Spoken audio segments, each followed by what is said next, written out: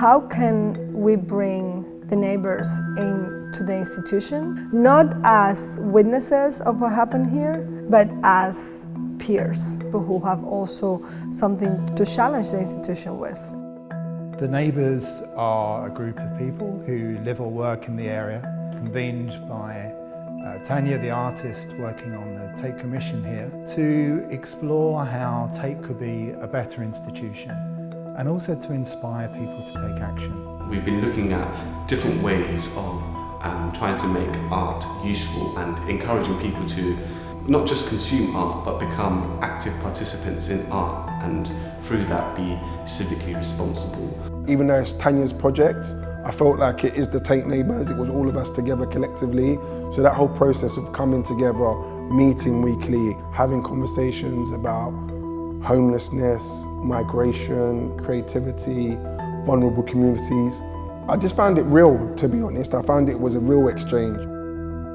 For me, art is not what you see or what you experience in a place, but the process individual people have after they had the experience. And I think art is a way to know yourself better and to know yourself in situations you haven't been in yet.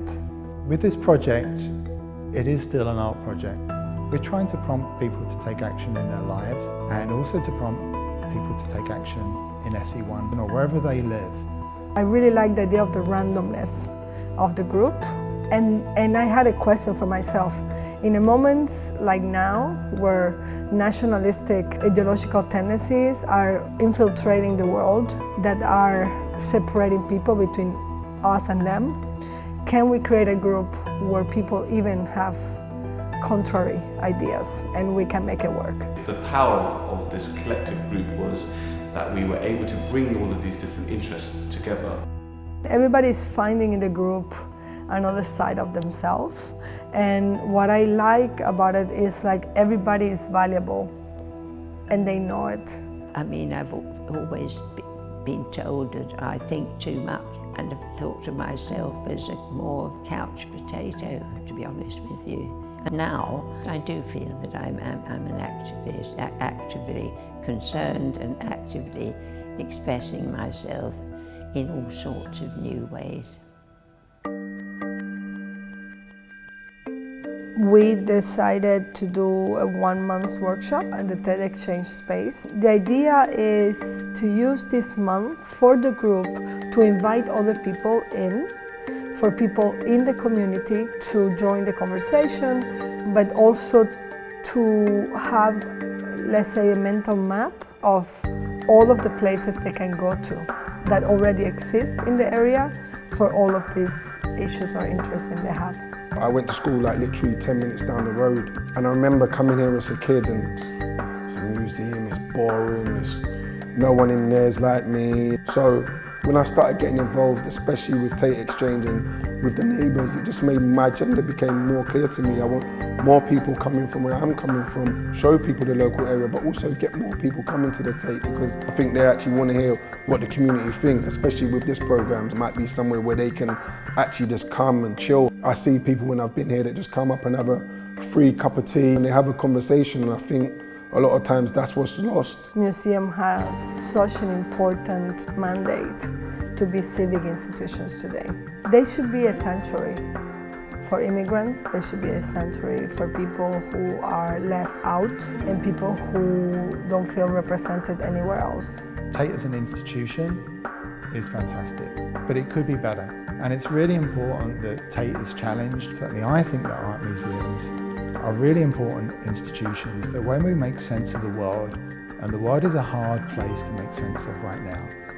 So if Tate can become a better institution in terms of its positive impact and footprint in the world, and Tate Neighbours have been part of that, that's going to be the power of what this project becomes. From the meetings with the neighbors, we came up with what was missing in the institution for them to feel they were part of it. And through that, we arrived to the conclusion that we wanted to change the name of one of the buildings.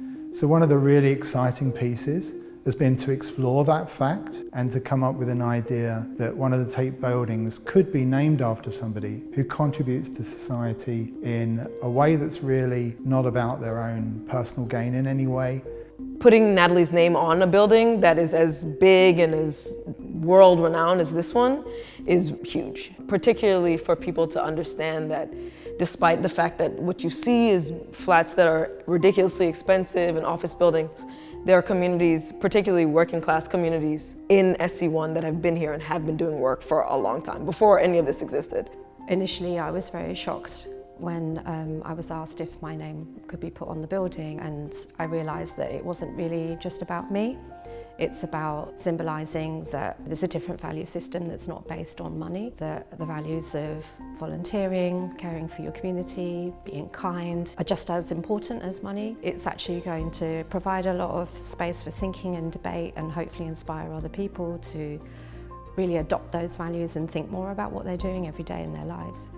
This is exactly what the work is about. The whole Turbine Hall Commission is about invisibility. It's about what you don't see, but it's there and it's important. Maybe people pass by and say Natalie Bell and they assume it's somebody with money or somebody with celebrity status. But it is Natalie Bell, a neighbor, somebody who has changed the life of people, who is bringing all the values into consideration for us to accept what is a citizen and what is a neighbor.